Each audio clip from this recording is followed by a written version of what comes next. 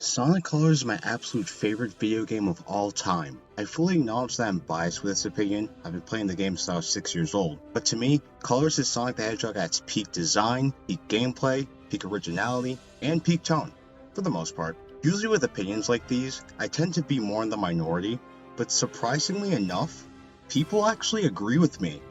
Like a lot of people. It received great reviews, fans absolutely loved it. It was a major win for a series that desperately needed one at the time. Obviously not everyone was a fan of it, but Colors remains one of the most beloved, cherished, and well-respected Sonic games of all time. Or so I thought. It felt like overnight people started bashing this game. Like I said earlier, not everyone was a fan of it, but it seemed like almost everywhere I go online, I would see the words overrated or mediocre be used to describe this game. As someone who loves this game more than words can describe, I was very upset, but also kinda confused. Like all this hate just seemed so sudden. But as the Wii version was getting more and more controversial as the years progressed, another version of the game got more and more popular in that time. And that version was Sonic Colors on the DS. It seemed like everyone, everywhere shared the opinion that the DS version was not only better than the Wii version, but it was so by a pretty huge margin.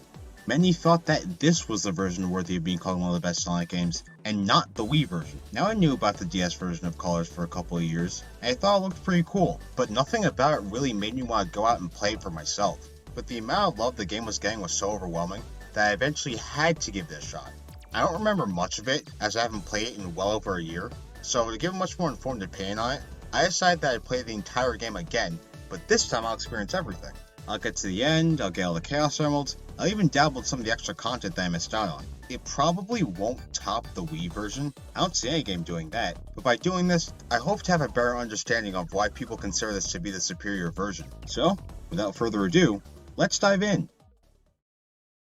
I'm gonna regret making this video, aren't I? In terms of the main plot, it's more or less the same as the Wii version. Eggman opens up a giant interstellar amusement park, and it's your job to investigate and see how innocent this theme park really is. Now since we're on the DS, there are no in-game cutscenes this time around, so the story is mainly presented through text boxes. I'm not a big story person in Sonic games, but even I can agree that the DS version is better written. I never found the jokier cutscenes in the console version to be that egregious, but their absence makes the plot easier to digest, and that's something I appreciate. Another thing that was giving me good energy towards this game was the music. Now fun fact about me, but the DS is my first gaming system ever, so I'm very nostalgic for the DS's sound hardware, as well as the Wii version's OST. So hearing all these familiar tunes from my childhood in the DS's sound font was just magical. The tracks also have a much more punchier style to them, making them more engaging to listen to. Overall, this soundtrack is excellent, and I think I might even prefer it over the console version. In terms of Sonic's moveset, I noticed that the game doesn't give you the ability to boost right away, and I'm not sure how I feel about that. I understand that they want to appeal to a younger crowd, and overwhelming them with a ton of moves probably wasn't the best course of action, but I can't help but feel that they could have went about this differently. Why couldn't they put a button prop saying Y to signify that there was a new move you could use? I mean, that's exactly what the Wii version does, and it was appealing to the same demographic. Now I'm aware that the reason they most likely did this was to make the story make more sense. When you enter Act 2 of Tropical Resort, there's a scene that shows Sonic absorbing Yacker to gain his new ability of boosting. What? Okay. I'm gonna go on a tangent, but did Sonic Unleashed not happen by the time the events of Colors kick off? This also applies to the Wii version, but why does Sonic call his ability to boost his new ability? Why do you have to rely on Wisp capsules to boost when you could do it perfectly fine in the last game? Does Colors take place before Unleashed? Are there two timelines? I need answers. Okay, that was a waste of time. Anyways, Sonic can still perform his homing attack in this version, and it functions the same way as it did on the Wii. However, for some very strange reason, it's a lot more stiff now. After doing a homing attack, you're unable to move Sonic for a couple of seconds, and I find that to be rather clunky. It disrupts the flow of the game, and it's just not as satisfying or fun to use as a result. However, it still has some unique uses. You can homing attack onto Wisp capsules, which is really useful, and there are even a few alternate pathways that require homing attacking along a string of enemies. The Stomp is here from the Wii version, and it's still really fun to use. I can still stomp and immediately boost afterwards, which is never not satisfying to do, and the Stomp is also really powerful, damaging nearly every enemy or Wisp capsule on screen. The only downside is that since the stomping animation takes longer, you can't jump out of a stomp like in the Wii version. Now even though that sucks, it still functions the same, and it's even used for some creative platforming gimmicks later on. The wall jump is also here, and it actually works the same way as it did in Generations, where you can only jump to a specific type of wall. Like in that game, I don't really mind that because it functions the same otherwise, but I just thought it was worth noting. And finally, probably the biggest change to Sonic's move pool is that you can no longer do tricks in the air. This is more in relation to the Rush games than the Wii version, but seeing how A, this game uses the same gameplay style as those games, as B, made by Dimps, the same people who worked on those previous games, I feel like it's only fair to compare Colors DS to those games in terms of core gameplay mechanics. And in terms of that, I consider Colors DS to be a pretty significant step down. Doing tricks off of ramps, springs, or even grind rails to earn boosts is what made that style of gameplay so rewarding. Without that, everything just feels off. Whenever I jump off of a spring, there would almost always be a series of dash rings waiting for me, and whenever I'd go onto a rail, I would automatically gain speed, even if I wasn't boosting. If they were trying to be faithful to the Wii version, why couldn't they at the very least have you trick off ramps? That way, you'd be faithful to the source material, as well as have the same satisfying gameplay of the Rush games. Similarly to the console version, the Wisp play a big part in this game's level design. However, I noticed that they are a lot more gimmicky in this version. There are various points in the level where you are forced to use the Wisp to continue forward. The game rarely gives you the opportunity to bypass these sections, which is a novelty that the Wii version gave you most of the time. Speaking of which, I just think that they're better implemented in that version. They grant access to shortcuts, many times skipping a massive chunk of a level, and it can also be used to get through platforming sections in a much more efficient manner. They were also useful for exploration purposes, so if you're into that, Colors Wii had you covered.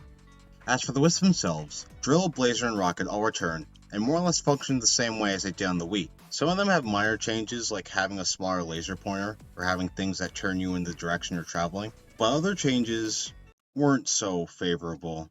Drill, poor Drill, what did they do to you? The movement is incredibly stiff, and a big part of the reason why is because you can't move diagonally up or down while you're going horizontally. This makes going where you want to go a bigger chore than it has any right to be. Like, look at this, I'm trying to get to the pipe to continue on with the level, but the controls just aren't cooperating. Like, come on, this is ridiculous. You were able to move like that in the Wii version, and Drill is 1,000 times more fun to use there. New to the bunch are the Burst and Void Wisps. Burst allows you to burst up into the air, and you can even hold down the button to do a supercharged version of the burst. Can't really say I'm the biggest fan of it. I find it very hard to control most of the time, but I find it to be fine enough. It even has some cool uses here and there. Void turns you into a, void that allows you to suck up rings, enemies, and pretty much anything. I'm not a big fan of this one either, as it just takes way too long to change directions. Whenever you press a direction and let go of it, Void will continue to go in that direction, even when you stopped pressing it. I died a lot of times in the final areas of this game because of that one control issue. So yeah, the Wisps and Colors DS aren't terrible, but they do leave quite a bit to be desired. One common thing that people praise about this version is the level structure. In the Wii version, each world / planet / whatever you want to call them had 6 acts each. The thing is, 2 or 3 of those acts were short, bite-sized levels that would use assets from different acts. I dubbed these filler levels, and I actually find them to be a ton of fun. Many people consider the Wii version to be very slow or more bland because of these levels, but to be honest, I never minded them at all.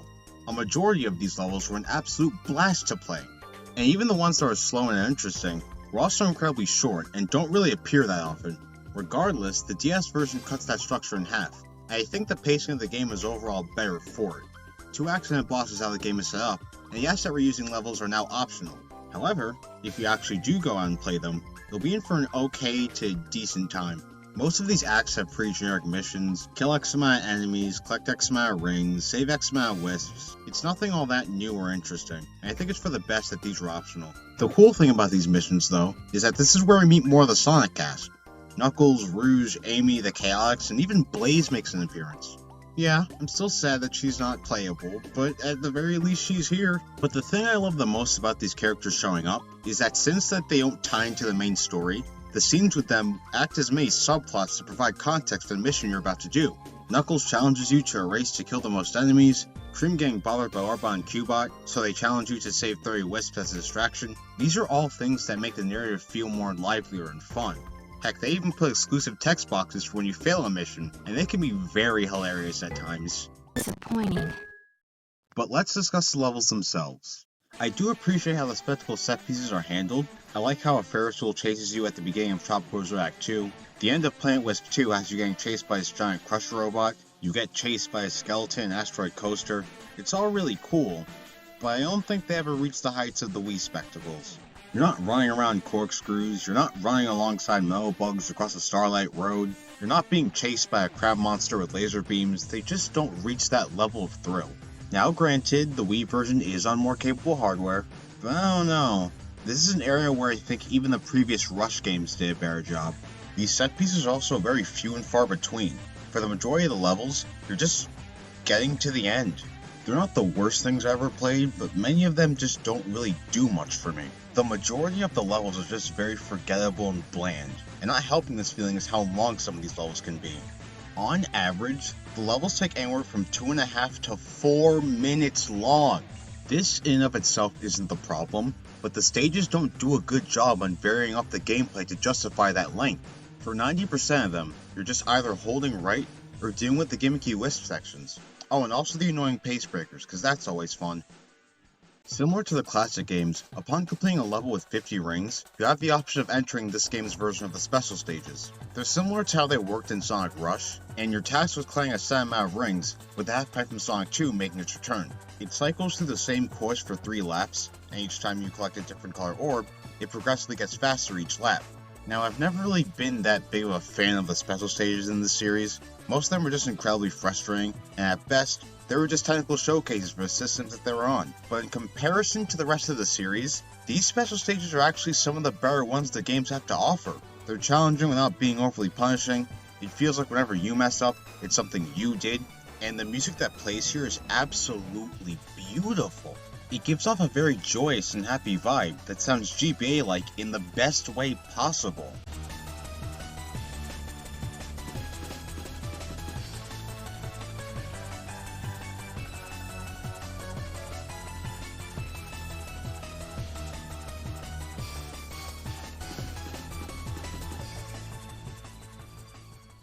But then we have the bosses. Plain simple, most of the bosses suck.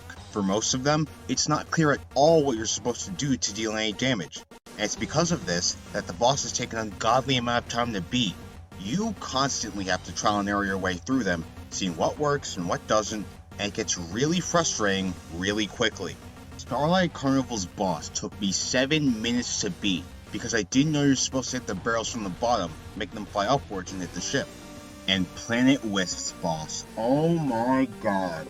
This boss took me 9 agonizing minutes to beat because A, the drill controls makes hitting the boss's weak spot a near impossibility, and B, I had no idea that in order to even get the drill, you had to boost into the boss's hands. At no point did the game make it clear that I was supposed to do that. And also, similar to the level design, these bosses don't do anything with their longer length. The bosses in the Wii version were short, simple, and it was painfully obvious on how to destroy them. Not only did it keep the pace up, but it actually made the bosses fun and interesting to fight. If only this version worked on the same design philosophy. After shutting down all the generators, you unlock the final area of the game, Terminal Velocity. And I'm actually really impressed with how they handled it. It's the same as the Wii version, where the main objective is just to run, but this time it's from a top-down perspective, and the challenge is to maintain your speed all the way through as this Naga Wisp chases you. Unfortunately, like every other boss in this game, the final boss has you confused on what to do to damage it. However, I do love how they handled the finishing blow this time. It's a lot more visually striking, as well as more interactive. Dare I say, it's better than the Wii version's final blow. Overall, this was a pretty good variation on one of the coolest endings in the franchise's history. But if you manage to get all the Chaos Emeralds, you'll get access to a secret final boss featuring none other than your boy, Supersonic. That big, dark, frenzy-looking Wisp is Yakker's mom, and your objective is to fight her to get rid of that Naga Wisp energy inside of her. The first phase has you hitting asteroids towards the mother, and the second phase has you dashing towards her at blitzing speeds. All around, this is just an incredible set piece. This is how the atmosphere should be for a Supersonic boss battle. However, stop me if you heard this one before, but this boss has the same problem as every other boss in the game. But on top of all those, this boss also suffers from one huge problem. In the second phase, whenever you get close to the mother, a lock-on reticle will appear. It's incredibly finicky. Sometimes when I try going for the blow, the reticle will automatically lock onto her, and then just immediately lock off, making me have to do the entire flying section over again. I had to fight this boss 2 times because I forgot to record my first attempt, and on both attempts, I nearly maxed out my timer because of that one problem. But alas, the Mother Wisp is now back to normal, and the day is saved once again. By no means is Sonic Colors just a bad game, not at all. I did have my fun with it, but man, I just don't see myself going back to it anytime soon, especially when, in my opinion, its contemporaries does everything it tries to do a lot better. The lack of a trick system, the forgettable level design, the frustrating bosses, the annoying wisps, all those things add up over time, and ultimately causes me to view this game in a less favorable light. There are also some pretty glaring omissions that I noticed. There's nothing even remotely resembling the eggshell in this game, a mode that has you traveling from level to level with all the wisps and maintaining your boost between levels. That paired with the more linear level design, I don't really consider Colors just to be a very replayable Sonic game. And Gameland is now just a glorified extras menu, where you can do things like time attack and other multiplayer modes, instead of having a bunch of bite-sized little levels to play. These are things that could have potentially increased the game's longevity, and made the game have at least a little bit more replay value. Just to be clear, I still like this version of the game, but the amount of love it's gotten, and the amount of people who swear by this version, I just don't personally see why so many people consider it to be superior. I think in the end, it's the Sonic game that's just not for me. The Wii version of Colors isn't the perfect game, or even the perfect Sonic game, but in comparison, I had a lot more fun playing it. It was just so creative, so imaginative, so replayable, so memorable, that I just can't help but love that game with every fiber of my being. But as for the final verdict, I can definitely recommend people play this version if they haven't already, or if, for some reason, you didn't like the Wii version. But as for me, nah, I think I'll pass.